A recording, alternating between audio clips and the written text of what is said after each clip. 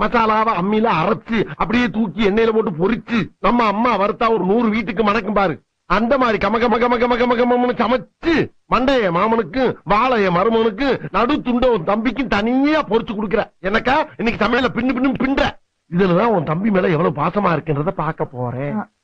அத்தை நான் மீன் குழம்பு வைக்கிறேன் அத்தை. கொஞ்சம் இருந்தா வந்துடுறேன்.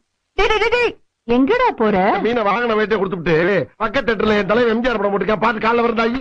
டேய் என்ன சித்தப்பா, நான் மீன் குழம்பு ரொம்ப நல்லா வைப்பேன். நீ நல்லா வைப்பேன்னு என்ன கேரண்டி? நான் கேரண்டிடா, அவர் சமைக்கும் போது நான் கூட தானே இருக்கேன். நம்பலாமா? நம்பலாம். சரிதா வச்சு கொடுத்தா நீயே வாங்கிக்கோ. அக்கா போயிட்டு ஒரு 5 நிமிஷத்துல வந்துருவா.